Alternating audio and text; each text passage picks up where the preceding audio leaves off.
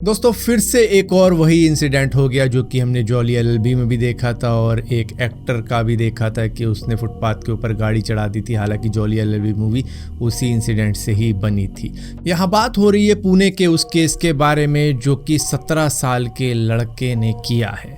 वेदांत अग्रवाल जो कि मशहूर बिल्डर विशाल अग्रवाल जो कि पुणे के अंदर रहते हैं, उसका लड़का जो कि 8 बजे रात को संडे के यानी कि 19 मई को निकलता है अपने दोस्त के साथ, क्योंकि उसका दोस्त कॉल करके बुलाता है कि चल यार दारू वारू पी के आते हैं, घूम के आते हैं। अब ये निकालता है अपनी पॉर्श कार और वो निकालने के बाद में ये जाते हैं कॉजी रेस्टोरेंट और उसके बाद में होटल ब्लैंक क्लब और वहाँ पर ये 90 मिनट बिताते हैं और उसका बिल बिठा देते हैं करीबन 48,000 रुपये यानी कि 48,000, जो कि शायद हमारे महीने की कमाई भी नहीं होती इतनी। ये सिर्फ 90 मिनट में उड़ा देते हैं सिर्फ दारू के लिए। अब नशे में धुत होने के बाद में करीबन 11 बजे वेदांत अग्रवाल अपनी पॉर्श कार उस क्लब से निकालता है और 11:30 बजे 200 किलोमीटर पर आवर की स्पीड से ये पुणे के कल्याणी नगर में जाकर एक बाइक को टक्कर मार देता है, जिसके ऊपर बैठे होते हैं आईडी फील्ड एम्प्लॉय अनीस अवाधिया और अश्विनी कोस्टा। इन दोनों की ही जान उस एक्सीडेंट की वजह से चली जाती है, जो कि एक कपल होते हैं जो खुद एक पार्टी से आ रहे होते हैं अपने घर की तरफ। अब इस कार के एयरबैग खुल जाते हैं, वरना इस लड़के ने कार को भगाने की कोशिश की होती है कि इस एक्सीडेंट से किसी तरीके से बच के निकल जाऊं, लेकिन क्योंकि एयरबैग खुल जाते हैं जिसकी वजह से भाग नहीं पाते और उसके बाद में पब्लिक इनको मारती है और पुलिस इनको अरेस्ट कर लेती है वहां से। अब मजाक की बात आप ये देखिए कि 12 बजे के करीब में पुलिस इसको अरेस्ट करती है, लेकिन अगले ही दिन के 2 बजे तक इसको बेल भी मिल जाती है सिर्फ 7,500 रुपये में, जहां पर ग्रैंडफादर इसको छुड़वाने के लिए आते हैं और वो अपनी गारंटी देते हैं कि भैया मैं इसको गलत दोस्तों की संगत से दूर रखूंगा और वहां पर इनको बेल मिल जाती है 5 कंडीशन पे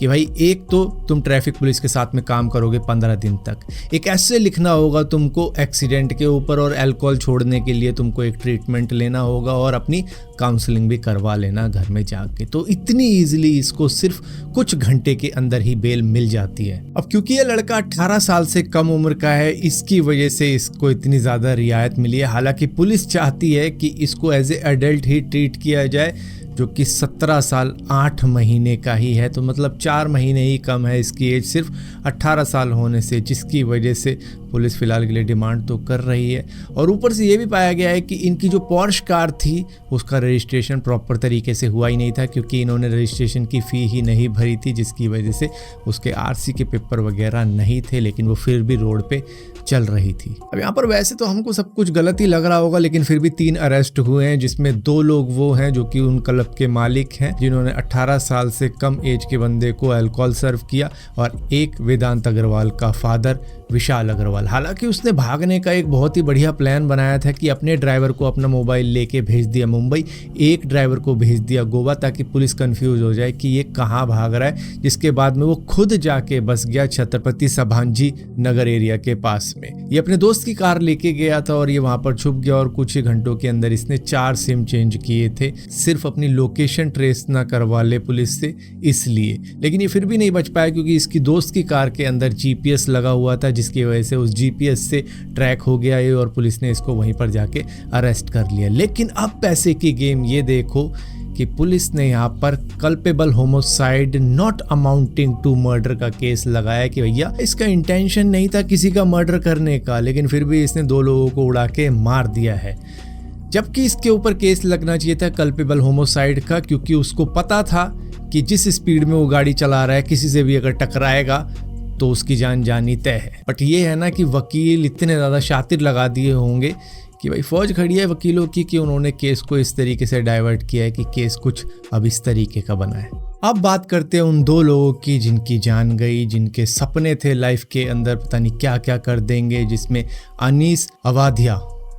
जो कि 24 साल का था, अश्विनी कोस्टा जो कि 24 साल की थी। अब जो अनीस था वो मध्य प्रदेश से पूना जॉब के लिए आया था और 1 साल से वो जॉब कर रहा था। अश्विनी जबलपुर की रहने वाली थी मध्य प्रदेश की, और वो भी यहाँ पर अच्छा खासा जॉब कर रही थी, जो कि अपने फादर को सरप्राइज़ देने के लिए वापस जबलपुर भी जाने वाली थी उनके बर्थडे पर, जिसके लिए उसने टिकट भी बुक करवा ली थी। लेकिन इनके सपने अचानक से ही टूट जाते हैं एक अमीर बाप की बिगड़ैल औलाद की वजह से, जो कि कार को कुछ इसी स्पीड में चला रहा होता है जैसे कि किसी रेस ट्रैक पर चला रहा है, वो भी इतने छोटे से रास्ते के ऊपर। अब फिर से हम सोचेंगे कि अब इस केस के अंदर इंसाफ मिल जाएगा गरीब को, लेकिन ऐसा नहीं होने वाला है। ये फिल्म नहीं चल रही है जहाँ पर जॉली कुछ ऐसी बातें बोल देगा जिससे कि कोर्ट के अंदर बैठा जज कह देगा कि नहीं, आज तो तुम घर नहीं जाने वाले हो, आज तुम जाओगे जेल। क्योंकि ऑलरेडी बेल मिल चुकी है लड़के को और ऊपर से बाप को भी बहुत ही जल्द बेल मिल ही जाएगी, जिसकी वजह से ये केस उसी तरीके से जाएगा जिस तरीके से एक राइडर ने एक बुजुर्ग को मारा था नेपाल के अंदर और आज वो मज़े से ब्लॉगिंग कर रहा है। क्योंकि यहाँ पर केस को कुछ इस तरीके से डाइवर्ट किया जाएगा कि भैया उसका इंटेंशन नहीं था मर्डर का, लेकिन वो नशे की हालत में था, धुत था, सारे ही रूल उसने ब्रेक कर रखे थे, लेकिन फिर भी उसकी गलती नहीं बताई जाएगी और 18 साल से कम उम्र होने के कारण वो बच जाएगा और बाप भी ऐसे ही निकल जाएगा क्योंकि पैसा है।